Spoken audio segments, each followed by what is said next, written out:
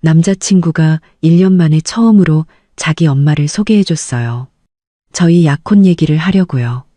그런데 그 식사 자리 뭔가 이상했습니다. 박성우와 1년 연애 끝에 그가 드디어 어머니를 설득해 저와 식사 자리를 마련했어요. 약혼을 상의하자는 명목이었죠. 장소는 성우의 어머니 김미란 여사가 직접 고른 곳이었어요. 보기에도 꽤나 고급스러운 한정식 집이었죠. 방 안에는 커다란 어항이 놓여 있었고 금빛 잉어 몇 마리가 그 안에서 유유히 헤엄치고 있었습니다. 김미란 여사는 보라색 원피스를 차려입고 머리는 곱게 파마를 한 모습이었어요. 자리에 앉자마자 메뉴판을 들고 훑어보며 입을 열었죠. 여기는 신선로가 그렇게 맛있다던데 구절판도 먹어봐야지.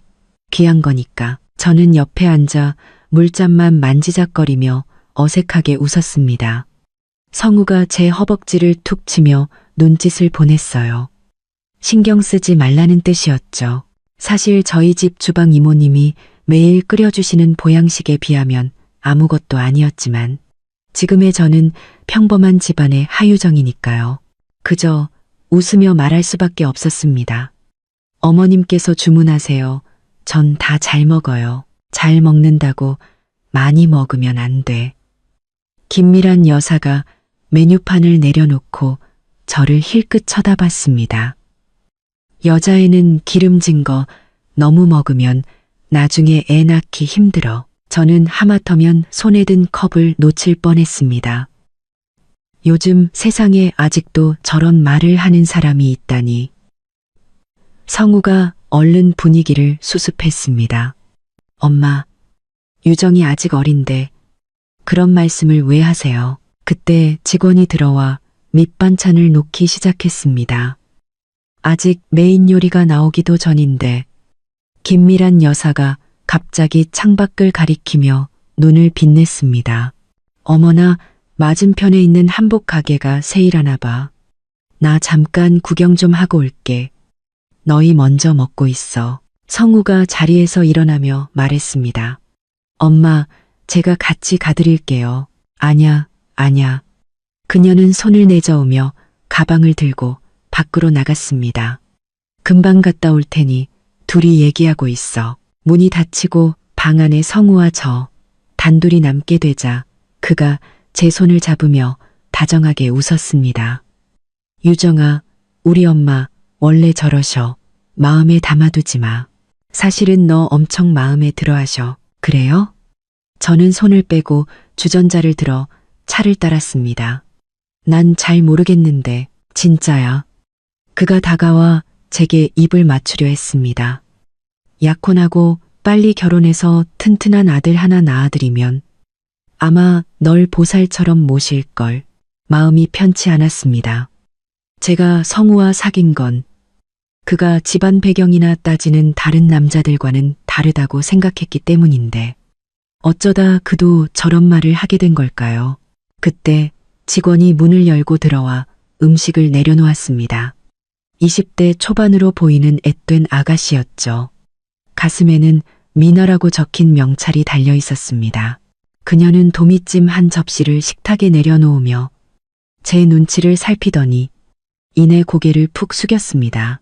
제가 고맙습니다라고 말했지만 그녀는 아무 말 없이 돌아서려다 문 앞에서 잠시 멈춰섰습니다. 문 밖을 한번 살피더니 그녀는 빠른 걸음으로 제게 다가와 목소리를 낮춰 속삭였습니다. 저기요, 이 결혼 다시 생각해 보세요. 빨리 도망치세요. 저는 순간 제 귀를 의심했습니다. 네, 뭐라고요? 성우도 미간을 찌푸렸습니다.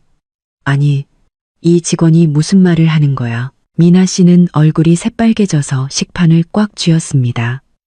전 정말 좋은 뜻으로 아까 밖에서 손님 시어머니 되실 분이 통화하는 걸 들었어요. 아드님 회사에 투자해줄 배경 좋은 집안의 아가씨를 찾아야 한다고요. 그리고 손님은 너무 순진해서 결혼 후에 휘어잡기 좋다는 말도 했어요. 무슨 헛소리야. 성우가 벌떡 일어섰습니다. 목소리까지 변했죠. 우리가 돈 내고 밥 먹으러 와서 당신 헛소리나 들으려고 온 줄 알아? 매니저 불러.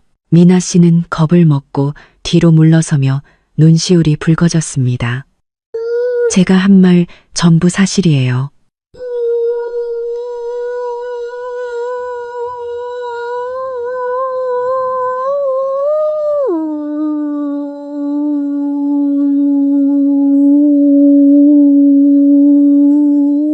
말이 채 끝나기도 전에 방문이 벌컥 열렸습니다. 쇼핑백을 든 김미란 여사가 들어오다 이 광경을 보고는 눈살을 찌푸렸습니다. 이게 다 무슨 일이니? 엄마, 이 직원이 미쳤나 봐. 여기서 계속 헛소리를 하고 있어. 성우가 미나 씨를 가리키며 말했습니다. 김미란 여사가 눈을 부릅뜨자 그 기세에 눌린 미나 씨는 입술을 파르르 떨었습니다. 아무것도 아니에요. 전 그저 음식을 가져왔을 뿐이에요. 그녀는 말을 마치자마자 빈 식판을 들고 도망치듯 방을 나갔습니다. 김미란 여사는 그녀의 뒷모습을 잠시 쳐다보더니 이내 저를 보며 입술을 삐죽였습니다. 요즘 서비스직들은 정말 수준이 낮다니까. 분명 돈 뜯어내려던 거겠지. 성우야, 신경 쓰지 말고 밥 먹자. 성우는 자리에 앉아 제게 생선살을 발라주었습니다. 유정아, 마음에 두지 마. 그냥 오해였을 거야. 하지만 저는 그릇에 담긴 생선살을 보며 입맛을 잃었습니다. 방금 미나 씨의 모습은 거짓말을 하는 것 같지 않았어요. 게다가 김미란 여사가 돌아온 타이밍도 너무 절묘했죠. 어머님, 아까 한복 구경하셨어요? 제가 고개를 들어 물었습니다. 김미란 여사는 젓가락으로 만두를 집으며 말했습니다. 마음에 드는 게 하나 있는데 좀 비싸더라고. 너희 약혼하면 성우한테 사달라고 해야지. 어머님, 금방 다녀오신다고 하지 않으셨어요? 왜 이렇게 오래 걸리셨어요? 제가 다시 묻자 그녀의 손이 순간 멈칫했습니다. 눈동자가 흔들렸죠. 아는 사람을 만나서 잠깐 얘기를 좀 하느라. 왜, 감시하는 거니? 아니에요. 저는 웃으며 말했습니다. 그냥 오늘따라 어머님 기분이 무척 좋아 보이셔서요. 그야 당연하지. 그녀는 젓가락을 내려놓고 저를 바라봤습니다. 곧 며느리가 생기는데 기분이 안 좋겠어? 유정아, 내가 한마디 할게. 여자는 결혼하면 가정에 충실해야 하는 거야. 특히 우리 집은 아이 키우는데 돈이 많이 드니까. 네가 하는 일이 너무 힘들면 그냥 그만두고 집에서 성우 뒷바라지나 하면서 빨리 애나 낳아. 그녀가 주절주절 늘어놓는 말을 저는 제대로 듣지 않았습니다. 머릿속에는 온통 아까 미나 씨가 했던 말뿐이었죠. 윤씨 아가씨, 투자, 휘어잡기 좋은. 이 단어들이 머릿속을 맴돌며 불길한 예감을 키웠습니다. 성우는 제 표정이 안 좋은 걸 눈치챘는지 식탁 밑으로 제 손을 툭툭 건드리며 걱정 말라는 눈빛을 보냈습니다. 저는 그를 무시하고 물잔을 들어 물을 마셨습니다. 차가운 물이 목을 타고 내려가자 정신이 번쩍 들었습니다. 미나 씨의 말이 사실이든 아니든 이 일은 분명 간단하지 않았습니다. 이 약혼 서두르면 안 되겠다는 생각이 들었죠. 저는 눈앞의 모즈를 바라봤습니다. 한 명은 달래고 다른 한 명은 윽박 지르고 갑자기 한 가지 생각이 머리를 스쳤습니다. 어쩌면 내가 직접 알아봐야 할지도 모른다고. 결혼은 평생이 걸린 문제니까 아무것도 모른 채 불길 속으로 뛰어들 수는 없었습니다. 그날 식사는 맛을 느낄 수 없었습니다. 김미란 여사는 결혼 후에 얌전히 지내라는 말을 몇 번이나 더 했고 성우는 내내 그 말에 맞장구를 쳤습니다. 저는 별다른 대꾸 없이 눈앞의 나물만 깨작거렸습니다. 계산을 할 때 김미란 여사는 지갑을 꺼내 한참을 세더니 결국 성우가 카드를 꺼내 들었습니다. 그녀는 한술 더 떠 투덜거렸죠. 요즘 물가가 너무 비싸. 이 한 끼 식사비면 우리 집 일주일 식비는 되겠네. 저는 속으로 코웃음을 쳤습니다. 아까는 비싼 요리를 시킬 땐 언제고 식당을 나와 성우가 저를 집에 데려다 주겠다고 하자 김미란 여사가 손을 저었습니다. 너희 젊은이들끼리 데이트나 해. 난 택시 타고 가면 돼. 그녀는 의미심장한 눈빛으로 성우를 쳐다봤습니다. 차에 올라타자 성우가 제 손을 잡았습니다. 유정아, 아까 그 직원 말 진짜로 믿는 거 아니지? 우리 엄마 그런 분 아니야. 알아. 저는 손을 빼고 안전벨트를 맸습니다. 회사에 데려다 줘. 아직 할 일이 좀 남았어. 이렇게 늦게 무슨 회사야? 그가 미간을 찌푸렸습니다. 내일 하면 안 돼? 안 돼. 급한 일이야. 빨리 운전이나 해. 저는 창밖을 보며 말했습니다. 차가 출발하고 얼마 지나지 않아 저는 뒤를 돌아봤습니다. 김미란 여사는 택시를 잡지 않고 길가에 서서 누군가와 통화를 하고 있었습니다. 그 표정은 결코 아는 사람과 안부를 묻는 얼굴이 아니었죠. 저는 휴대폰을 꺼내 최 실장님의 번호를 찾아 메시지를 보냈습니다. 윤 씨 성을 가진 사람 좀 알아봐 주세요. 박성우 씨 회사와 관련이 있을 가능성이 높아요. 최 실장님은 저희 어머니의 가장 유능한 비서로 일 처리가 항상 확실했습니다. 메시지를 보내고 의자에 몸을 기댄 채 저는 마음을 굳혔습니다. 만약 미나 씨의 말이 사실이라면 이 박성훈의 가족 정말 보통이 아니었습니다. 하지만 감히 나 하유정을 상대로 사기를 치려 하다니 아직 멀었죠. 두고 봐, 도대체 무슨 꿍꿍이인지 내가 다 밝혀내고 말 테니까. 회사 건물 앞에 도착하자 성우가 따라 올라오려는 것을 제가 막았습니다. 정말 괜찮아. 나 혼자 올라갈게. 금방 끝나. 저는 안전벨트를 풀고 차문을 열었습니다. 그럼 밑에서 기다릴게. 그가 걱정스러운 눈빛으로 저를 바라봤습니다. 기다리지 마. 나 이따가 택시 타고 갈 거야. 저는 차문을 닫고 그에게 더 말할 기회를 주지 않은 채 회사 건물로 들어갔습니다. 사무실로 가지 않고 곧장 옥상 휴게실로 향했죠. 그곳은 어머니께서 저를 위해 특별히 마련해 주신 공간으로 평소에는 아무도 오지 않아 조용했습니다. 자리에 앉은 지 얼마 되지 않아 최 실장님에게서 메시지가 도착했습니다. 찾았습니다. 유나라. 방식무역 사장의 딸로 최근 박성우 씨와 자주 만난 것으로 확인됩니다. 지난주에는 함께 비즈니스 파티에도 참석했습니다. 비즈니스 파티라는 네 글자를 보며 저는 화면을 손가락으로 톡톡 쳤습니다. 박성우는 지난주에 지방으로 출장을 간다고 했었는데 결국 다른 여자와 파티에 참석했던 거군요. 가슴이 답답해져 왔습니다. 휴대폰을 꺼내 성우와의 대화 기록을 다시 훑어봤습니다. 그가 보냈던 사랑해, 우리 결혼하면 같은 말들이 유난히 비수처럼 느껴졌습니다. 멍하니 있는데 휴대폰이 울렸습니다. 어머니였습니다. 유정아, 어디니? 어머니의 목소리 너머로 시끄러운 배경음이 들리는 걸 보니 파티에 계신 듯 했습니다. 회사에요. 그 박성우라는 애랑 같이 있는 거니? 어머니의 목소리에는 걱정이 묻어났습니다. 내가 몇 번이나 말했니? 그 녀석 믿을 만한 애 아니라고. 엄마, 저도 알아요. 저는 어머니의 말을 끊었습니다. 마침 그 얘기 하려고 했어요. 저는 식당에서 있었던 일, 직원의 경고와 김미란 여사의 이상한 행동까지 전부 말씀드렸습니다. 어머니는 잠시 침묵하시더니 입을 열었습니다. 그럴 줄 알았다. 그 집안 뭔가 이상했어. 지난번에 최 실장 시켜서 알아봤는데 박성우 회사 자금줄은 이미 오래전에 끊겼고 사채까지 끌어다 쓰고 있더구나.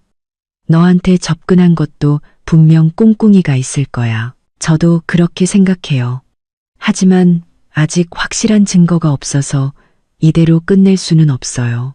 어떻게 하고 싶은데 엄마가 도와줄게. 조금 더 지켜보려고요. 만약 정말 저를 속이려 한 거라면 반드시 대가를 치르게 할 거예요. 전화를 끊고 저는 심호흡을 했습니다. 마음속으로 계획을 세웠죠. 다음 날 저는 일부러 늦게 출근했습니다. 박성우의 회사 건물 아래에 있는 카페를 지나칠 때 예상대로 그의 차가 길가에 세워져 있었습니다. 저는 아는 척하지 않고 마스크를 쓴 채 창가 자리에 앉았습니다. 10분도 채 되지 않아 김미란 여사가 건물에서 나와 손에 서류 봉투를 든 채 성우의 차에 올라탔습니다. 두 사람은 차 안에서 한참 동안 이야기를 나눴고 김미란 여사는 흥분한 듯 차 시트를 손으로 내리치기도 했습니다. 잠시 후 하얀 원피스를 입은 여자가 그들 쪽으로 걸어왔습니다. 키가 크고 긴 머리를 한 세련된 모습이었죠. 그녀가 차창을 두드리자 성우는 황급히 내려 그녀를 위해 조수석 문을 열어주었습니다. 저는 몰래 휴대폰을 꺼내 그 장면을 몇 장 찍었습니다. 여자의 옆모습이 낯이 익었습니다. 최 실장님이 보내준 사진 속의 유나라였죠. 세 사람은 차 안에서 다시 한참을 이야기하더니 결국 김미란 여사와 유나라가 함께 내려 옆에 있는 백화점으로 들어갔습니다. 성우는 차를 몰고 떠났는데 방향을 보니 저희 회사 쪽으로 가는 듯 했습니다. 저는 차갑게 웃으며 계산을 하고 그들의 뒤를 쫓았습니다. 백화점 안에서 김미란 여사는 유나라와 함께 보석을 고르며 환하게 웃고 있었습니다. 모르는 사람이 보면 영락없는 모녀 사이 같았죠. 유나라가 다이아몬드 목걸이를 들어 목에 걸고 거울을 보자 김미란 여사가 옆에서 칭찬을 늘어놓았습니다. 정말 예쁘다. 피부가 하얘서 더 잘 어울리네. 우리 성우는 정말 보는 눈도 없지. 너처럼 좋은 애를 두고 하필 그 하유정이라는 애를 좋아하다니. 어머님, 그렇게 말씀 마세요. 유나라가 애교 섞인 목소리로 말했습니다. 성우 씨 마음속엔 아직 제가 있는걸요. 그리고 그 하유정이라는 애는 딱 봐도 평범한 애잖아요. 어떻게 저랑 비교가 되겠어요?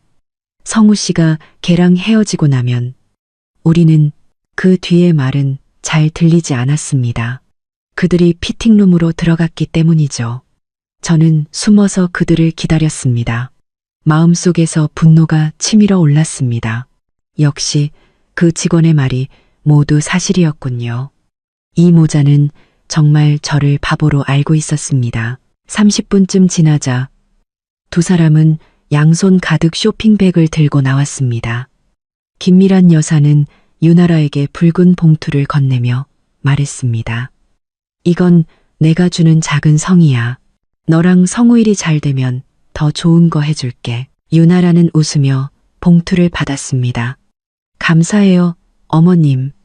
그럼 하유정 씨는요? 걱정 마. 김미란 여사가 그녀의 손을 토닥였습니다.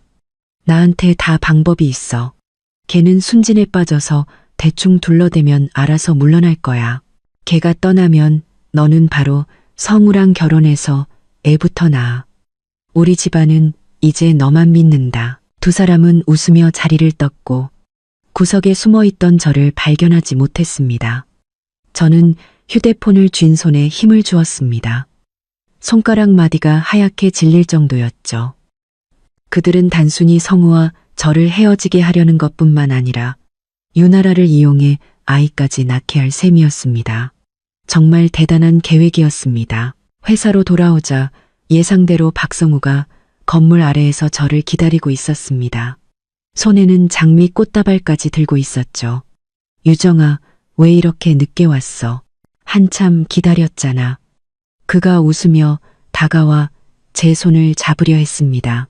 저는 한 걸음 뒤로 물러서며 그의 꽃을 받지 않았습니다. 몸이 좀 안 좋아서 올라가서 좀 쉬어야겠어.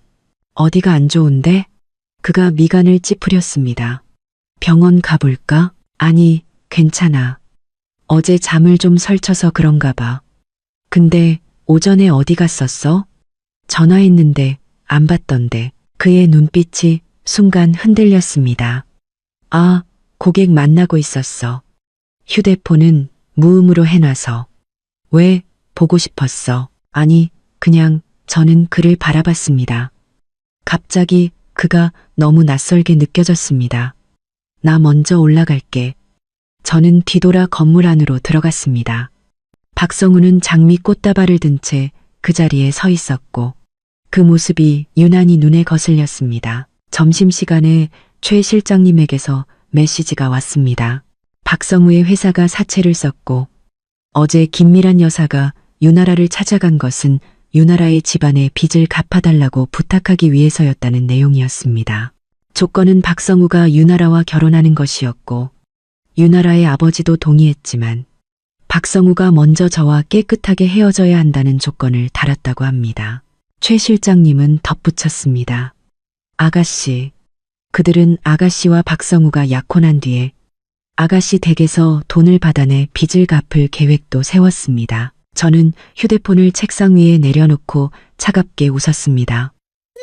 정말 탐욕스러운 사람들이었습니다. 나 하유정을 만만하게 본 모양이죠. 오후에 박성우에게서 다시 메시지가 왔습니다. 저녁에 영화를 보러 가자는 내용이었습니다. 우리가 만난 지 1주년이 되는 날을 기념하자면서요. 저는 메시지를 보며 답장했습니다. 좋아. 그런데 너희 어머니도 같이 모시고 가자.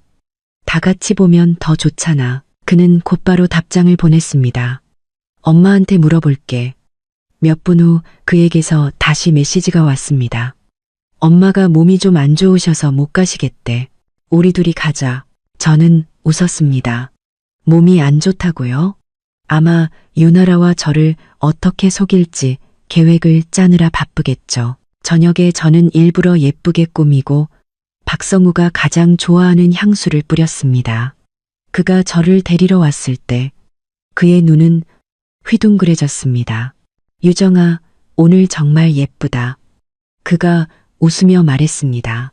그래? 이따 영화 볼 때도 그렇게 집중해서 봐줬으면 좋겠네. 저는 그의 팔짱을 꼈습니다. 영화가 반쯤 상영되었을 때 저는 화장실에 간다는 핑계를 대고 나와 휴대폰을 꺼내 최 실장님이 보내준 영상을 틀었습니다. 영상 속에는 김미란 여사와 유나라가 영화관 입구에 있는 카페에 앉아 있었습니다. 손에는 제 사진을 들고 있었죠. 김미란 여사가 말했습니다. 걱정 마. 성우가 걔를 아주 꽉 잡고 있으니까. 약혼만 하면 바로 걔네 부모님한테 돈 달라고 할 거야. 저는 영상을 끄고 심호흡을 했습니다. 증거는 충분했습니다. 이제 그들이 어떻게 변명할지 궁금해졌습니다. 상영관으로 돌아오자 박성우는 영화에 집중하고 있었습니다. 제가 자리에 앉는 것을 느끼고는 제 어깨를 감싸 안았습니다. 저는 가만히 있었지만 마음속으로는 이 모자와 유나라에게 어떻게 가장 큰 고통을 안겨줄지 계획하고 있었습니다. 영화가 끝나고 박성우가 저를 집으로 데려다 주었습니다. 집 앞에 거의 다다랐을 때 그가 갑자기 차를 세우고 주머니에서 작은 상자를 꺼냈습니다. 유정아, 이거 우리가 낄 약혼 반지야. 저는 반지를 받지 않고 그를 쳐다봤습니다. 성우야, 우리 얘기 좀 해. 그는 잠시 멈칫했습니다. 무슨 얘기? 너희 엄마 얘기, 유나라 얘기, 그리고 너희 회사 빚 얘기. 또 나를 속이려 했던 너희 계획에 대해서도. 저는 그의 눈을 똑바로 쳐다보며 또박또박 말했습니다. 박성우의 얼굴이 순식간에 하얗게 질렸습니다. 손에 들고 있던 상자가 바닥으로 떨어졌고 반지가 굴러나와 가로등 불빛 아래에서 차갑게 빛났습니다. 반지는 바닥에서 두어 바퀴 돌다가 제 발치에 멈춰섰습니다. 박성우의 얼굴은 가로등 그림자보다 더 창백했습니다. 그는 반지를 주우려 허리를 숙였지만 손은 계속해서 떨렸습니다. 유정아, 너 누구한테 들은 거야? 그의 목소리는 거의 들리지 않았고 그는 감히 고개를 들어 저를 쳐다보지 못했습니다. 누가 말했는지는 중요하지 않아. 저는 반걸음 뒤로 물러서며 거리를 두었습니다. 난 그냥 그게 사실인지 알고 싶을 뿐이야. 아니야, 절대 아니야. 그가 벌떡 일어나 반지를 제 손에 쥐어주려 했습니다. 오해야, 전부 다 오해야. 유나라는 그냥 우리 엄마 친구 딸이고 우린 그냥 친구 사이야. 회사가 좀 어려운 건 맞지만 곧 해결될 거야. 너랑은 아무 상관없어. 상관없다고? 저는 웃으며 가방에서 휴대폰을 꺼내 최 실장님이 보내준 영상을 틀었습니다. 그럼 이건 뭔데? 너희 엄마가 우리 집에서 돈을 받아내야 한다고. 내가 순진해서 휘어잡기 좋다고 말하는 것도 오해야? 영상 속 김미란 여사의 목소리는 아주 선명했습니다. 박성우의 얼굴은 백지장처럼 하얗게 질렸고 입술을 달싹였지만 아무 말도 하지 못했습니다. 우리 엄마는 그냥 해본 소리야. 나이가 드셔서 그래. 나이가 드셔서 그렇다고? 저는 휴대폰을 집어넣었습니다. 나이가 드셔서 유나라에게 용돈 봉투를 주고 같이 보석을 고르러 다니고 우리 집 돈을 어떻게 빼낼지 계획을 세우신다고? 박성우, 내가 3살짜리 어린애인 줄 알아? 그는 이마에 땀이 송골송골 맺힌 채로 제 손목을 잡고 저를 품에 안으려 했습니다. 유정아, 내가 잘못했어. 정말 잘못했어. 한 번만 더 기회를 줘. 내가 엄마한테 바로 말해서 다시는 그런 짓 못하게 할게. 난 너만 사랑해. 너랑만 결혼하고 싶어. 늦었어. 저는 그의 손을 뿌리쳤습니다. 그 충격에 그는 비틀거리며 몇 걸음 물러섰습니다. 박성우, 우리 끝났어. 저는 그 말을 남기고 뒤도 돌아보지 않고 걸었습니다. 등 뒤에서 그의 다급한 외침과 함께 반지가 다시 바닥에 떨어지는 소리가 들렸습니다. 마치 우리의 관계가 산산조각 나는 소리 같았죠. 다음 날 아침 저는 전화벨 소리에 잠에서 깼습니다. 박성우의 아버지 박명원 씨였습니다. 그는 아주 온화한 목소리로 저를 집에 초대하고 싶다고 말했습니다. 김미란 여사가 제게 사과할 기회를 달라는 것이었죠. 유정아, 우리 다 한 가족이 될 사람들인데 오해가 있으면 만나서 풀어야지. 그가 한숨을 쉬며 말했습니다. 미란이가 성격이 좀 급해서 그렇지 나쁜 사람은 아니야. 아저씨, 저 성우 씨랑 이미 헤어졌어요. 식사는 안 해도 될 것 같아요. 헤어지다니 어떻게 그렇게 쉽게 헤어질 수가 있어. 박명원 씨의 목소리가 갑자기 높아졌습니다. 너희 약혼까지 하기로 했는데 소문나면 어쩌려고 그래. 저는 그의 말이 끝나기도 전에 전화를 끊고 번호를 차단했습니다. 10분도 채 되지 않아 초인종이 울렸습니다. 현관문 렌즈로 밖을 보니 김미란 여사가 과일 바구니를 들고 가식적인 미소를 지으며 서 있었습니다. 저는 문을 열지 않고 문 너머로 물었습니다. 무슨 일이세요? 유정아, 문 좀 열어줘. 내가 들어갈게. 그녀가 문을 두드리며 말했습니다. 어제는 내가 잘못했어. 내가 사과할게. 됐어요. 저 박성우 씨랑 끝났으니까 그냥 돌아가세요. 끝나다니 누가 끝났대. 그녀의 목소리가 갑자기 날카로워졌습니다. 너 우리 성우랑 잘 거 다 자놓고 이제 와서 끝내? 우리 집안이 우스워 보여? 저는 문고리를 쥔 손에 힘을 주었습니다. 분노가 치밀어 올랐습니다. 말씀 좀 가려서 하세요. 뭘 자요? 우린 진지하게 만났고 안 맞아서 헤어지는 거예요.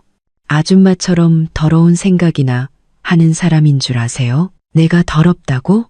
그녀가 문 밖에서 발을 구르며 소리쳤습니다. 내가 보기엔 너야말로 돈 많은 남자 만나서 우리 성우 차버리려는 거겠지. 하유정, 내가 똑똑히 말해두는데 헤어지고 싶으면 위자료로 5천만 원 내놔. 안 그러면 네 회사에 쳐들어가서 네가 얼마나 문란한 여자인지 다 까발릴 거야. 정말 기가 막혔습니다. 저는 차갑게 웃으며 말했습니다. 마음대로 하세요. 가서 사람들한테 다 말하세요. 가서 당신 내 모자가 어떻게 나를 속이려 했는지, 어떻게 나랑 결혼 준비를 하면서 다른 여자랑 바람을 피웠는지. 나한테는 녹음 파일도 있고 영상도 있으니까 누가 더 망신을 당할지 한번 해보자고요. 문 밖이 갑자기 조용해졌습니다. 제 말에 겁을 먹은 모양이었죠. 잠시 후 박성우의 기운 없는 목소리가 들렸습니다. 유정아, 우리 엄마한테 그러지 마. 우리 다시 얘기 좀 하자. 할 얘기 없어. 그리고 너희 엄마 단속이나 잘해. 다시는 나 찾아오지 말라고 해.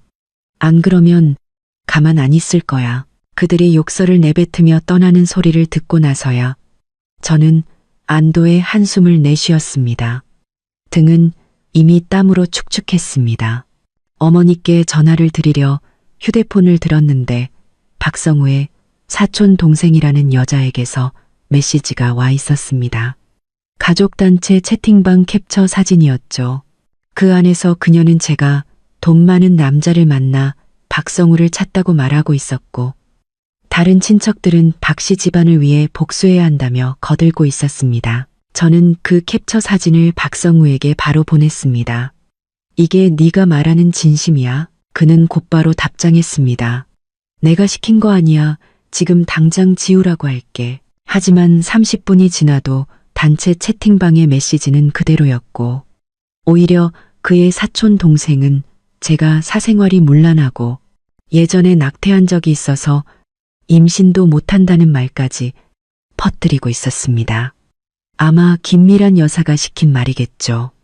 저는 그 더러운 글자들을 보며 역겨움을 느꼈습니다. 마침 최 실장님에게서 전화가 걸려왔습니다. 아가씨, 제가 처리할까요? 아니요, 괜찮아요. 저는 심호흡을 했습니다. 그냥 내버려 두세요. 일이 커지면 커질수록 좋으니까요. 오후에 회사에 출근하자마자 저는 동료들에게 둘러싸였습니다. 모두 이상한 눈초리로 저를 쳐다봤죠. 안내 데스크 직원이 제게 몰래 쪽지를 건네주었습니다. 박성우의 사촌 동생이 인쇄해서 회사 곳곳에 붙여놓은 하유정 고발문이었습니다. 내용은 흑백을 뒤바꾼 헛소리뿐이었죠. 저는 그 종이를 구겨 쓰레기통에 던져버리고 허리를 꼿꼿이 편 채 엘리베이터로 향했습니다. 미친 개는 짖으라고 하죠. 어차피 곧 짖지도 못하게 될 테니까요.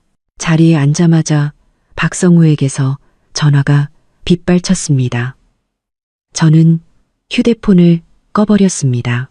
하지만 30분도 채 되지 않아 안내 데스크에서 곤란한 목소리로 전화가 왔습니다. 하유정 씨, 아래에 박시성을 가진 남자분이 찾아오셨는데 내려오지 않으면 계속 기다리겠다고 하셔서요. 경비원 시켜서 내보내세요. 그게 만약 만나주지 않으면 회사 옥상에서 뛰어내리겠다고 하셔서. 안내 데스크 직원의 목소리는 거의 울먹이고 있었습니다. 저는 미간을 짚으며 한숨을 쉬었습니다. 이 집안 사람들은 정말 떼쓰는 게 유전인가 봅니다. 아래로 내려가자 예상대로 박성우가 로비 소파에 앉아 무릎에 머리를 파묻고 있었습니다. 꽤나 불쌍해 보이는 모습이었죠. 주변 사람들은 그를 보며 수군거렸지만 그는 아랑곳하지 않았습니다. 도대체 원하는 게 뭐야? 제가 그의 앞에 서서 말했습니다. 그가 고개를 들었습니다. 눈은 토끼처럼 빨갛고 수염도 거뭇하게 자라나 있었습니다. 꽤나 초췌한 모습이었죠. 유정아, 한 번만 더 기회를 줘. 제발, 난 이미 내 뜻을 확실히 전했는데 내가 잘못했어. 정말 잘못했어. 그가 제 손을 잡았습니다. 엄마랑도 싸웠고 유나라랑도 깨끗하게 정리했어. 걔네 아빠 투자 안 받아도 돼. 회사 망하면 망하라고 해. 난 아무것도 필요 없어. 너만 있으면 돼. 늦었어, 박성우. 저는 그의 손을 뿌리쳤습니다. 신뢰라는 건 한 번 깨지면 다시 붙일 수 없는 거야. 왜 늦었다는 거야? 그가 벌떡 일어섰습니다. 우리 사이에 쌓아온 시간이 있는데 고작 우리 엄마 말 몇 마디 때문에 말 몇 마디 때문이 아니야. 저는 그를 쳐다봤습니다. 넌 처음부터 날 속였어.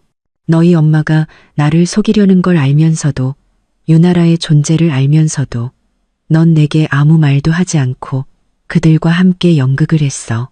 날 뭘로 본 거야? 네가 화낼까봐 그랬어. 그가 변명했습니다. 회사가 안정되면 그때 말하려고 했어. 넌 항상 내 생각만 했지. 저는 그의 말을 끊었습니다. 넌 내가 공짜 현금 인출기가 되어주길 바랐고, 네 회사 빚을 갚아주길 바랐고, 너희 가족을 묵묵히 섬기길 바랐어. 박성우, 넌 너무 이기적이야. 그는 입을 열었지만 아무 말도 하지 못하고 갑자기 바닥에 주저앉아 울기 시작했습니다. 마치 사탕을 빼앗긴 아이처럼요. 주변의 사람들이 점점 더 많이 모여들었고 휴대폰 카메라 셔터 소리가 여기저기서 들렸습니다. 일어나. 저는 미간을 찌푸렸습니다. 여기서 창피하게 굴지 마. 싫어. 그가 제 다리를 붙잡았습니다. 네가 용서해주지 않으면 안 일어날 거야. 정말이지. 지긋지긋했습니다. 경비원을 부르려는데 휴대폰이 울렸습니다. 이선우 씨였습니다. 그는 저희 회사와 협력하는 건축가로 어제 막 만났던 사이였죠. 하유정 씨, 혹시 잠깐 내려와 주실 수 있나요? 회사 아래인데 리조트 설계 도면에 문제가 좀 있어서 상의하고 싶어서요. 저 지금 아래에 있어요. 어디세요? 로비 입구요. 아, 보이네요. 고개를 들자 이선우 씨가 회전문 옆에 서 있었습니다. 회색 트렌치 코트를 입고 손에는 서류철을 들고 있었죠. 그는 차분한 눈빛으로 이쪽을 바라보고 있었습니다. 그가 다가와 자연스럽게 제 옆에 서서 박성우에게 말했습니다. 선생님, 여성을 이렇게 괴롭히는 건 좀 보기 안 좋네요. 박성우가 그를 노려봤습니다. 당신 뭔데 참견이야? 저는 하유정 씨 동료입니다. 이선우 씨의 목소리는 차분했지만 거부할 수 없는 힘이 있었습니다. 하유정 씨는 이미 뜻을 확실히 전한 것 같은데 이렇게 하시면 더 반감만 살 뿐입니다. 박성우가 계속 떼를 쓰려 하자 이선우 씨가 허리를 숙여 제 다리에서 그의 손을 떼어냈습니다. 그리고는 목소리를 낮춰 말했죠. 방금 경비원들이 오는 걸 본 것 같은데 끌려나가고 싶으신가요? 박성우는 그 말에 약점이 찔렸는지 더 이상 버티지 않았습니다. 저를 노려보며 말했죠. 하유정, 너 후회하게 될 거야. 그는 그 말을 남기고는 꽁무니를 빼며 사라졌습니다. 고맙습니다. 저는 안도의 한숨을 내쉬었습니다. 얼굴이 화끈거렸죠. 별 말씀을요. 이선우 씨가 웃었습니다. 제가 때마침 잘 온 것 같네요. 꼴사나운 모습을 보여드렸네요. 웃을 일이 아니죠. 그가 서류철을 제게 건넸습니다. 설계도면 이 부분에 문제가 좀 있어서요. 올라가서 얘기할까요? 네, 그러시죠. 엘리베이터 안은 어색한 침묵이 흘렀습니다. 저는 괜히 층수만 쳐다보며 말을 걸었습니다. 어떻게 이렇게 일찍 오셨어요? 근처에 볼 일이 있어서요. 그가 저를 보며 물었습니다. 아까 그분 남자친구세요? 전 남자친구예요. 저는 씁쓸하게 웃었습니다. 이미 헤어졌어요. 엘리베이터 문이 열리자 그는 먼저 타세요라는 제스처를 취하며 더 이상 묻지 않고 설계도면에 대한 이야기를 시작했습니다. 일에 집중하는 그의 모습은 꽤 멋있었습니다. 논리 정연하고 견해도 독특했죠. 그의 말은 금세 제 마음속에 번뇌를 잊게 해주었습니다. 일 이야기가 끝나자 그가 서류철을 덮으며 말했습니다. 사실 아까 아래에서 몇 마디 들었는데 그분 댁에서 유정 씨를 별로 마음에 안 들어 하는 것 같더군요. 저는 그가 이런 질문을 할 줄 몰라 잠시 멈칫했습니다. 마음에 안 든다기보다는 그냥 오해가 좀 있었어요. 오해는 보통 핑계일 뿐이죠. 그가 진심 어린 눈빛으로 저를 바라봤습니다.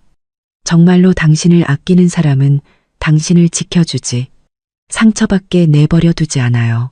그의 말은 제 마음속에 작은 파문을 일으켰습니다. 맞아요.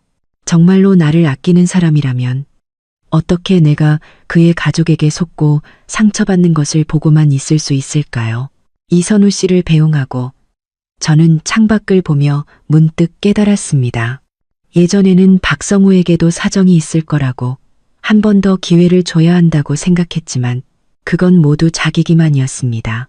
그는 사정이 있었던 게 아니라 그냥 저를 아끼지 않았던 겁니다. 휴대폰을 켜자 박성우에게서 온 메시지가 쏟아져 들어왔습니다.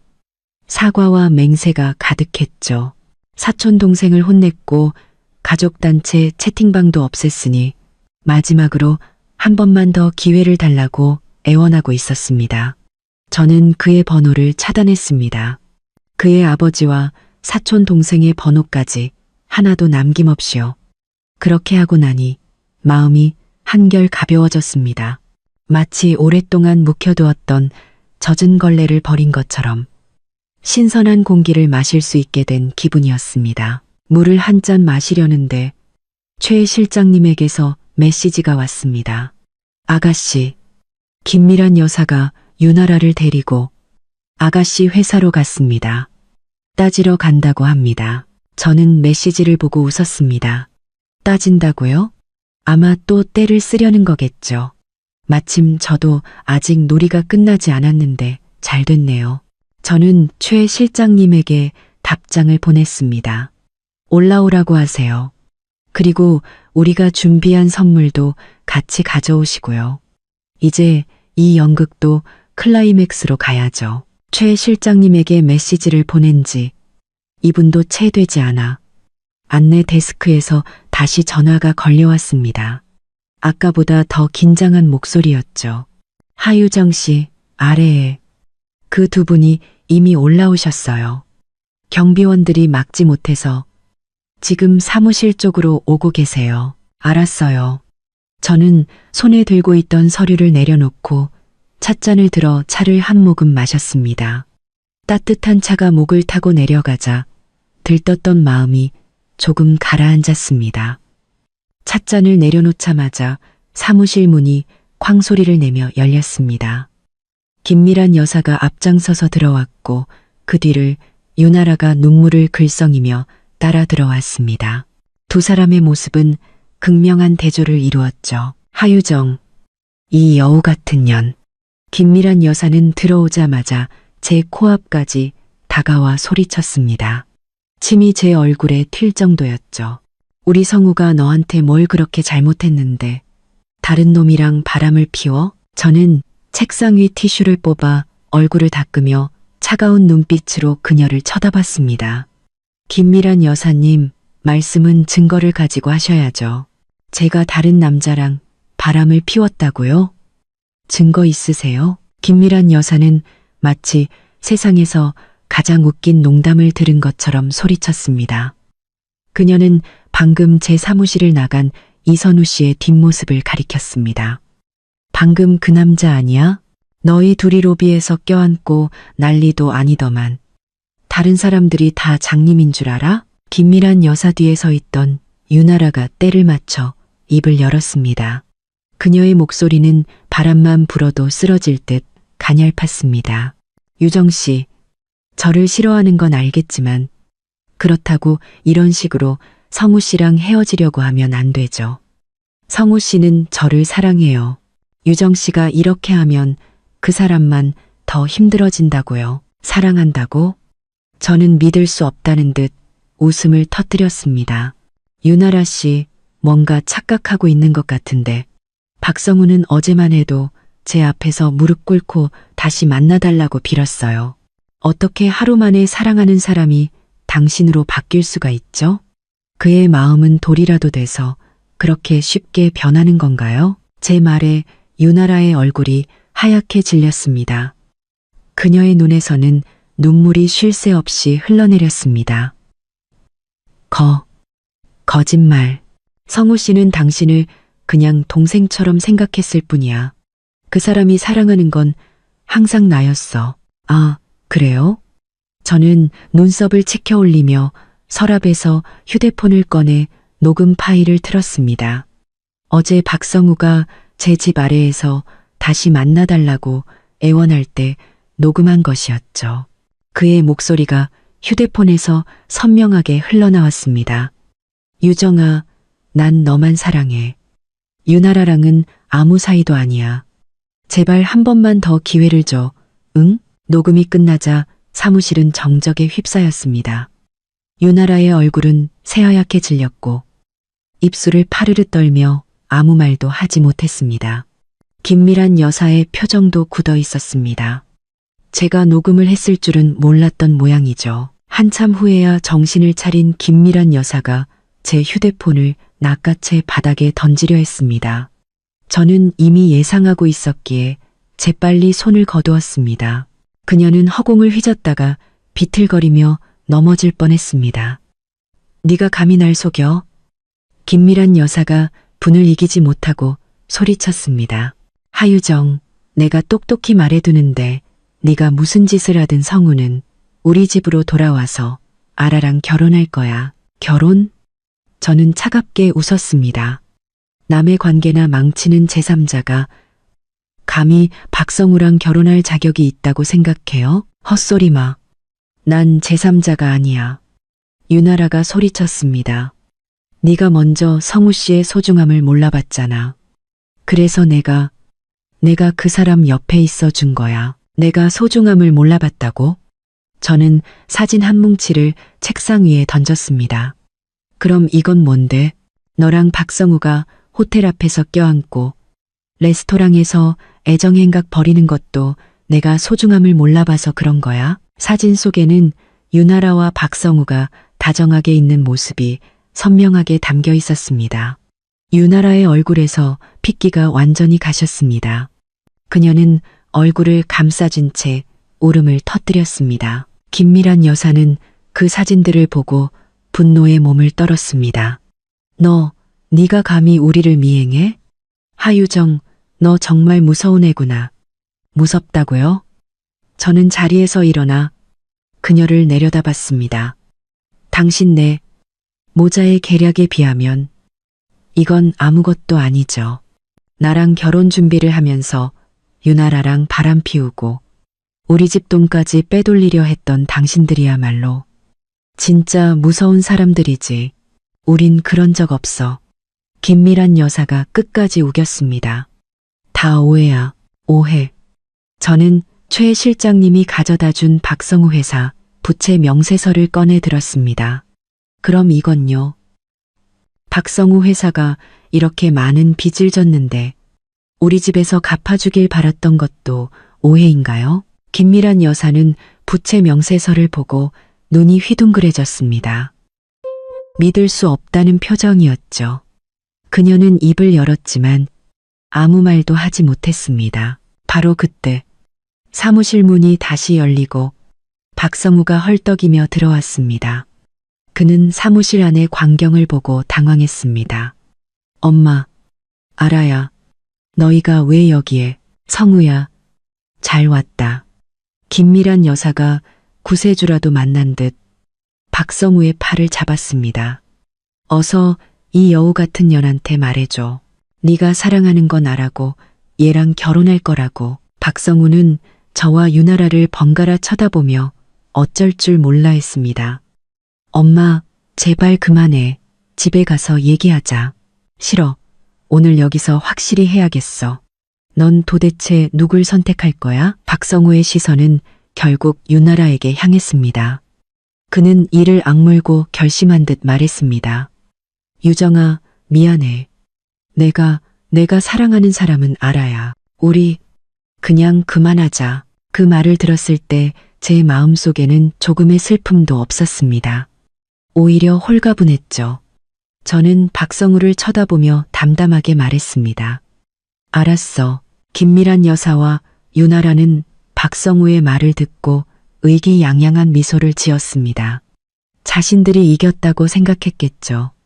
하지만 그건 제 계획의 일부일 뿐이었습니다. 박성우는 그 말을 끝으로 김미란 여사와 유나라를 데리고 나가려 했습니다. 제가 그들을 막아섰습니다. 잠깐, 아직 얘기 안 끝났어.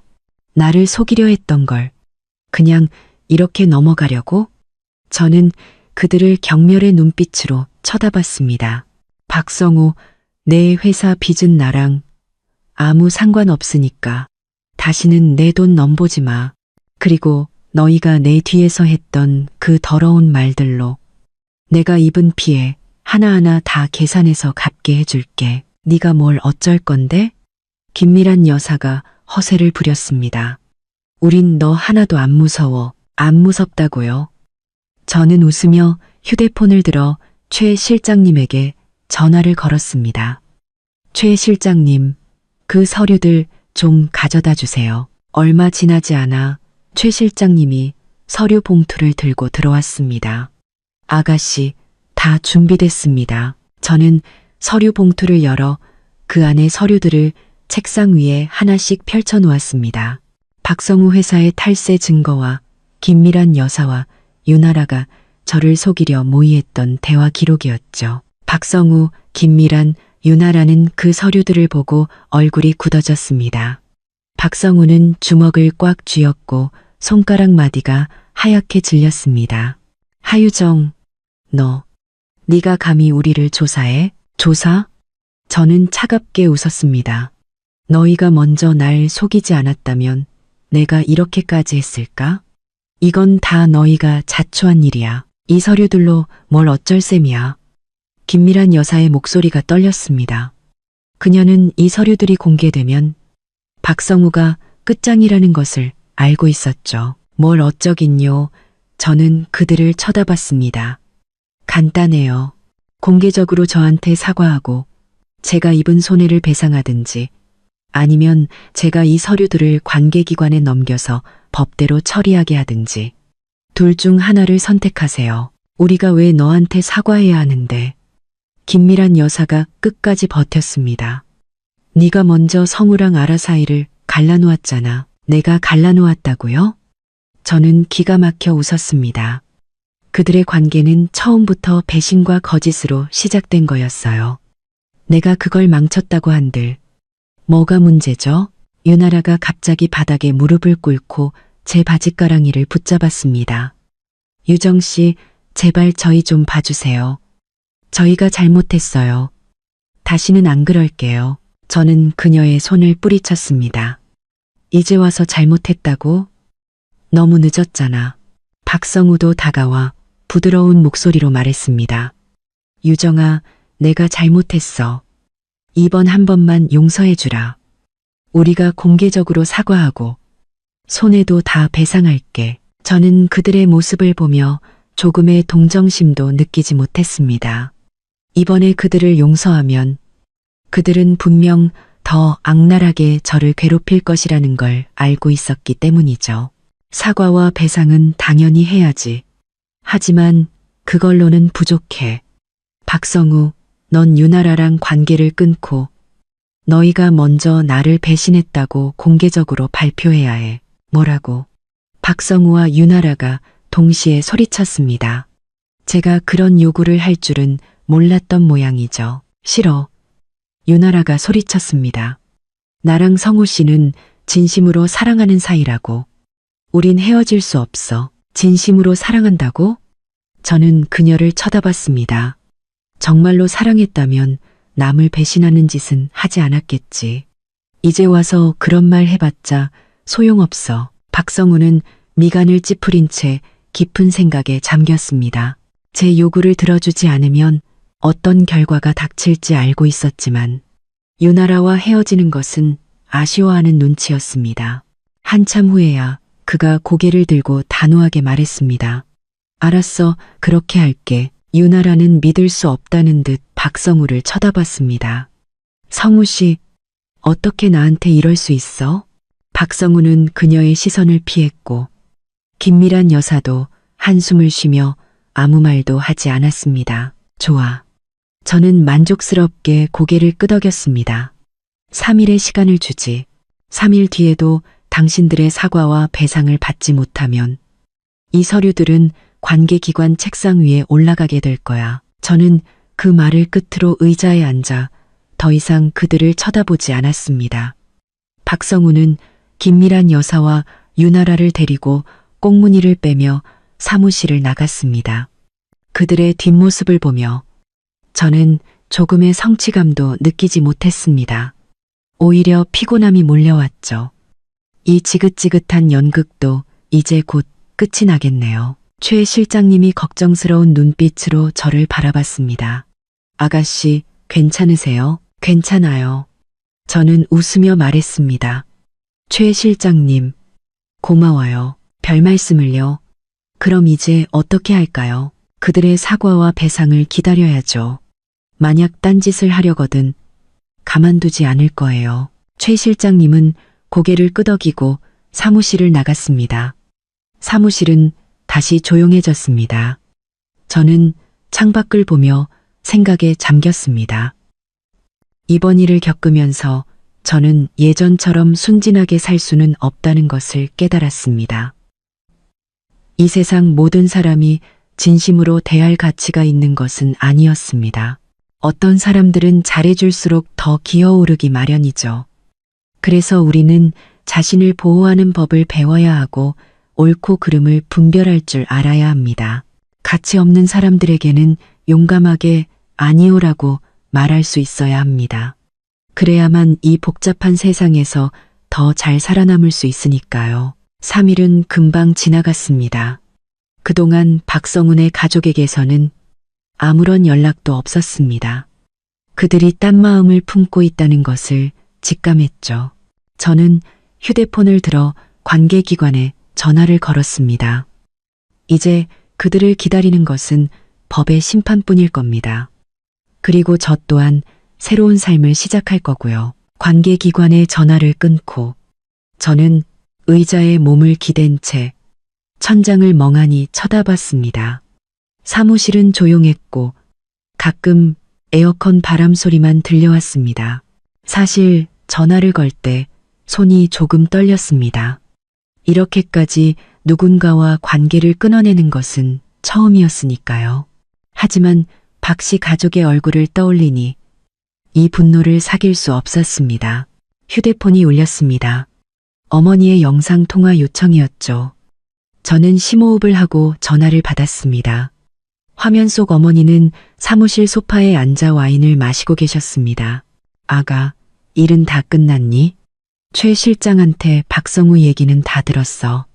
아주 잘 처리했더구나. 최 실장님이 다 말씀드렸어요.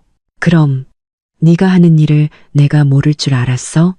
네가 박성우랑 사귀기 시작한 첫날부터 최 실장 시켜서 다 지켜보고 있었어. 엄마, 전 그냥 우리 집 돈을 보지 않고 저라는 사람 자체를 좋아해 줄 사람을 만나고 싶었어요. 알아, 이 바보 같은 딸아. 어머니가 한숨을 쉬었습니다. 세상에 좋은 남자는 많지만 박성우는 절대 아니야. 그 녀석 너랑 처음 데이트할 때부터 네 SNS를 뒤져서 집안 배경을 조사했어. 그런 놈을 어떻게 믿니? 저는 아무 말도 할 수 없었습니다. 어머니는 이미 모든 것을 알고 계셨지만 제가 스스로 깨닫기를 기다려주신 거였습니다. 그럼 왜 진작 말씀 안 해주셨어요? 내가 말한다고 네가 들었겠니? 그때 네 눈에는 박성우밖에 안 보였잖아. 넘어져 봐야 아픈 줄 알고 나쁜 놈을 만나봐야 좋은 남자가 어떤 사람인지 알게 되는 거야. 어머니의 말씀은 틀린 게 하나도 없었습니다. 그럼 이제 어떡하죠? 제가 그 사람 회사 탈세 증거를 넘겼는데 너무 심했나요? 심하다고? 어머니의 눈빛이 날카로워졌습니다. 그런 놈들한테는 더 심하게 해야 해. 그놈이 너를 속이려 할 때는 너한테 미안한 마음이 조금이라도 있었을 것 같아? 아가, 기억해. 악한 사람에게 베푸는 친절은 결국 자기 자신을 해치는 일이야. 저는 어머니를 보며 코끝이 찡해졌습니다. 예전에는 어머니가 너무 엄격하다고 생각했지만 이제와 보니 어머니는 자신만의 방식으로 저를 보호하고 계셨던 겁니다. 알겠어요. 엄마, 알면 됐어. 저녁은 집에 와서 먹을 거지? 김이모가 네가 좋아하는 갈비찜 해놨어. 네, 지금 바로 갈게요. 영상을 끊고 저는 서둘러 퇴근 준비를 했습니다. 회사 건물을 나서자 이선우 씨가 길가에 서서 누군가를 기다리는 듯한 모습이 보였습니다. 제가 다가가 인사를 건네자 그가 뒤돌아보며 웃었습니다. 하유정 씨, 퇴근하시는군요. 네. 선우 씨도 이제 막일이 끝나셨나 봐요. 네, 마침 식사 시간인데 혹시 시간 괜찮으시면 저녁이라도 같이 할까요? 어제 일에 대한 감사 표시로요. 아니에요. 제가 감사해야죠. 하지만 저녁은 좀 어려울 것 같아요. 엄마가 집에서 기다리셔서요. 아, 그러시군요. 그가 아쉬운 표정을 짓다가 이내 다시 웃었습니다. 그럼 다음에 제가 꼭 한번 대접하겠습니다. 네, 좋아요. 그가 차를 타고 떠나는 모습을 보며 제 마음이 따뜻해졌습니다. 세상 모든 남자가 박성우처럼 계산적인 것은 아니었습니다. 집으로 가는 길에 최 실장님에게서 메시지가 왔습니다. 박성우의 회사는 이미 관계기관의 조사를 받고 있으며 계좌도 동결되었다는 내용이었습니다. 박성우는 현재 경찰서에서 조사를 받고 있고 김미란 여사와 윤아라는 경찰서 앞에서 박성우를 만나게 해달라며 소란을 피우다 제지당했다고 합니다. 저는 그 메시지에 답장하지 않았습니다. 모두 그들이 자초한 일이었습니다. 집에 도착하자 맛있는 갈비찜 냄새가 저를 반겼습니다. 식탁에서 어머니는 박성우에 대한 이야기는 한마디도 꺼내지 않으시고 회사 프로젝트와 다음 주 프랑스 출장에 대한 이야기만 하셨습니다. 프랑스요? 거긴 왜요? 와이너리 시찰하러 가야지. 우리 그룹에서 와인 사업 시작하려는 거 몰랐어? 마침 잘 됐네. 너도 기분 전환도 할 겸 이모님 댁 아들도 한번 만나보고 와. 파리에서 건축가로 일하는데 아주 괜찮은 청년이야. 엄마, 또 선이에요? 선은 무슨, 그냥 한번 만나보라는 거지. 사람 많이 만나서 나쁠 거 뭐 있니? 어머니가 저를 위해 하시는 말씀이라는 걸 알기에 저는 더 이상 반박하지 않았습니다. 식사 후 어머니는 저를 서재로 부르시더니 서류 한 뭉치를 건네주셨습니다. 박성우 회사에 대한 최신 정보였습니다. 탈세뿐만 아니라 계약 사기 혐의까지 추가되어 박성우는 몇 년형을 살게 될 것 같다고 합니다. 윤아란의 회사도 박성우의 보증을 서준 것 때문에 연대 책임을 지게 되어 파산 직전에 이르렀다고 합니다. 이건 최 실장님이 하신 거예요? 그래. 어머니가 의자에 몸을 기댔습니다. 박성우한테 돈 떼인 사람 중에 내 이모님 친구분들도 몇 분 계시더구나. 난 그냥 그분들한테 증거를 넘겨줬을 뿐이야. 저는 어머니를 보며 무섭다는 생각과 함께 감사한 마음이 들었습니다. 어머니는 항상 제가 보지 못하는 곳에서 저를 위해 모든 장애물을 치워주고 계셨습니다. 엄마, 고맙습니다. 나한테 고맙긴. 그런데 김미란 그 여자는 보통이 아니니 앞으로도 조심해야 할 거야. 무슨 일 있으면 바로 나나 최 실장한테 전화하고. 네, 알겠어요. 그날 밤 저는 침대에 누워 박성우 회사에 대한 뉴스를 검색했습니다. 댓글창은 그를 비난하는 글로 가득했습니다. 저는 휴대폰을 끄고 눈을 감았습니다.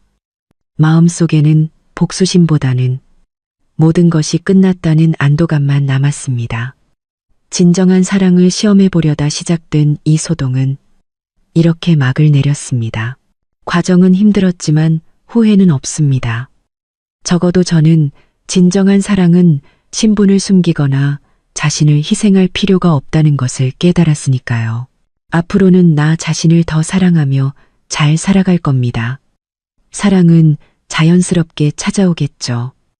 어쩌면 바로 다음 모퉁이에서 그 사람을 만나게 될지도 모르니까요. 어머니의 예상대로 박성우가 구치소에 수감된 지 3일째 되던 날, 김미란 여사가 박명원 씨와 박성우의 사촌 동생을 데리고 저희 회사 아래로 찾아왔습니다. 이번에는 안으로 들어오지 않고 로비 입구에서 하유정은 사기꾼, 내 아들을 돌려내라고 적힌 피켓을 들고 시위를 벌였습니다. 김미란 여사는 바닥에 주저앉아 통곡했고 박명원 씨는 한숨만 쉬었으며 사촌 동생은 휴대폰으로 그 장면을 촬영하며 인터넷에 퍼뜨려달라고 소리쳤습니다. 그 소란에 저는 중요한 화상회의에 집중할 수 없었습니다. 결국 최 실장님을 불러 상황을 처리해달라고 부탁했습니다. 창밖으로 보니 최 실장님이 저희 집 경호원 4명을 데리고 그들 앞에 섰습니다. 경호원들은 아무 말 없이 그들을 쳐다보기만 했는데도 주변에 모여들었던 구경꾼들은 슬금슬금 흩어지기 시작했습니다. 최 실장님이 김미란 여사에게 무언가 말하자 그녀의 울음소리가 뚝 그쳤습니다. 그녀는 믿을 수 없다는 듯 최 실장님을 쳐다보며 소리쳤습니다. 거짓말. 걔는 그냥 평범한 애라고. 최 실장님은 그녀를 무시하고 경호원들에게 눈짓을 보냈습니다. 경호원들이 다가서자 김미란 여사는 겁을 먹고 뒷걸음질 쳤습니다.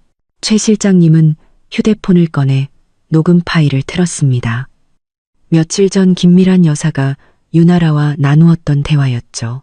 그 하유정이라는 애한테 돈만 받아내고 바로 이혼시키면 돼. 어차피 걔네 집은 돈도 없으니까 아무것도 못할 거야. 녹음이 끝나자 주변은 술렁거렸습니다. 김미란 여사는 얼굴이 새빨개져서 도망치려 했습니다. 최 실장님이 그녀를 불러 세웠습니다. 박 여사님, 들고 계신 피켓은 이제 그만 치우시죠. 김미란 여사는 분을 사귀지 못하고 위층을 노려봤지만 결국 피켓을 거두고 꽁무니를 빼며 사라졌습니다. 회의가 끝난 후 최 실장님이 보고했습니다.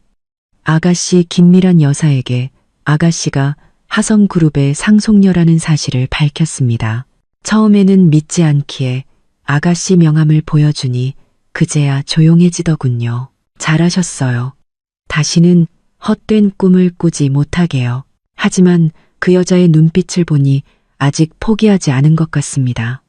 조심하셔야 합니다. 알겠어요. 오후에 이선우 씨에게서 메시지가 왔습니다. 아래층 소란은 해결되었냐고 묻는 내용이었습니다. 저는 괜찮다고 답장하며 고마움을 전했습니다. 그는 곧바로 저녁 식사를 제안했고 저는 어머니의 조언을 떠올리며 그의 제안을 수락했습니다. 그날 저녁 우리는 새로 생긴 일식집에서 즐거운 시간을 보냈습니다. 그는 박성우에 대해 꼬치꼬치 묻지 않고 과거는 과거일 뿐 앞으로가 중요하다고 말해주었습니다. 그의 배려 깊은 말에 저는 그에게 더 큰 호감을 느끼게 되었습니다. 집으로 돌아오는 길에 그가 말했습니다. 유정 씨, 처음 봤을 때부터 당신은 다른 사람들과는 다르다고 생각했어요. 당신이 누구든 어떤 배경을 가졌든 그냥 당신과 함께 있는 것이 편안하고 좋습니다. 그의 말에 제 심장이 두근거렸습니다. 어쩌면 어머니의 말씀처럼 정말로 다음 모퉁이에서 운명의 상대를 만나게 된 것일지도 모릅니다. 박성우의 사건은 금방 재판에 넘어갔고 그는 징역 5년을 선고받았습니다. 유나란의 회사는 완전히 파산했고 그녀의 아버지는 충격으로 쓰러져 병상에 누워있게 되었습니다. 유나란은 빚을 갚기 위해 레스토랑에서 서빙을 하며 힘겹게 살아가고 있다는 소식을 들었습니다. 저는 더 이상 그들의 소식에 귀 기울이지 않았습니다. 저와 이선우 씨의 관계는 순조롭게 발전했습니다. 우리는 함께 전시회를 보고 음악회를 가고 등산을 하며 서로를 더 깊이 알아갔습니다. 그가 제가 하성그룹의 상속녀라는 사실을 알게 된 후에도 그의 태도는 변함이 없었습니다. 어머니는 그를 무척 마음에 들어 하셨습니다. 어느 날 오후 구치소에서 박성우가 저와 통화하고 싶어 한다는 연락이 왔습니다. 고민 끝에 전화를 받자 그의 쉰 목소리가 들려왔습니다. 그는 울며 제게 용서를 구하고 자신을 꺼내달라고 애원했습니다. 제가 거절하자 그는 돌변하여 저를 비난하기 시작했습니다. 제가 처음부터 그의 회사가 어렵다는 것을 알고 그를 비웃기 위해 접근한 것이라고 소리쳤습니다. 저는 그의 말에 더 이상 대꾸할 가치를 느끼지 못하고 전화를 끊었습니다. 그날 저녁 이선우 씨와 식사를 하며 그 일을 털어놓자 그는 그런 사람은 상대할수록 더 기어오른다며 저를 위로해 주었습니다. 그의 따뜻한 말에 제 마음속의 분노는 눈 녹듯 사라졌습니다. 박성훈의 가족은 결국 자신들의 탐욕으로 인해 몰락했습니다. 김미란 여사는 아들에게 버림받고 박명원 씨는 공사장에서 일하다 다리를 다쳤으며 박소문은 온갖 꾸준히 일을 전전하고 있었습니다. 그들의 불행은 모두 자업자득이었습니다. 저와 이선우 씨는 마침내 약혼을 했고 결혼을 준비하고 있습니다. 가끔 박성훈의 가족의 소식을 들을 때면 저는 더 이상 아무런 감정도 느끼지 못합니다. 그저 그들의 이야기를 통해 인생의 교훈을 얻을 뿐입니다. 저는 이제 압니다. 진정한 사랑은 신분이나 배경을 따지지 않는다는 것을요. 그리고 진정한 행복은 나를 사랑해주는 사람을 찾는 것이 아니라 나를 이해하고 존중하며 아껴주는 사람과 함께 평범하지만 따뜻한 일상을 만들어가는 것이라는 것을요. 이선우 씨가 바로 그런 사람입니다. 며칠 전 거리에서 전단지를 돌리고 있는 박소문을 우연히 마주쳤습니다. 그는 저를 보고 황급히 고개를 숙였습니다. 저는 아무 말 없이 이선우 씨의 손을 잡고 그를 지나쳐 갔습니다. 인생은 선택의 연속이고 한 번의 잘못된 선택이 돌이킬 수 없는 결과를 낳을 수도 있다는 것을 저는 그들의 모습을 통해 다시 한번 깨달았습니다. 이제 저는 과거의 상처에서 완전히 벗어나 현재의 행복을 만끽하고 있습니다. 곁에는 저를 아껴주는 가족과 저를 진심으로 사랑해주는 이선우 씨가 있습니다. 그리고 곧 저희의 사랑의 결실인 아이도 태어날 겁니다. 이 모든 행복은 제가 올바른 길을 선택하고 올바른 사람을 만났기 때문에 가능한 것이었습니다. 그러니 여러분도 어떤 어려움에 부딪히더라도 결코 좌절하지 마세요. 잘못된 길을 가고 있다면 언제든 되돌아오면 됩니다. 자신을 사랑하고 자신의 삶을 소중히 여기다 보면 언젠가는 분명 당신에게도 운명의 상대가 나타나 당신이 꿈꾸던 삶을 살게 될 겁니다. 저처럼요. 저와 이선우 씨의 약혼식 날 김미란 여사가 식장 앞에서 소란을 피우다 실신하여 병원으로 실려갔다는 소식을 들었습니다. 저는 더 이상 그녀의 일에 신경 쓰지 않고 이선우 씨와 함께 하객들을 맞이했습니다. 예전에는 복수가 가장 통쾌한 일이라고 생각했지만 이제는 압니다. 진정한 복수는 나를 상처 준 사람이 얼마나 불행해지는지를 지켜보는 것이 아니라 내가 얼마나 행복해지는지를 보여주는 것이라는 것을요. 약혼 후 저는 이선우 씨와 평범하지만 행복한 나날을 보내고 있습니다. 과거의 아픔은 모두 잊었고 이제는 미래를 향해 나아갈 뿐입니다. 이 모든 것이 마치 꿈만 같습니다.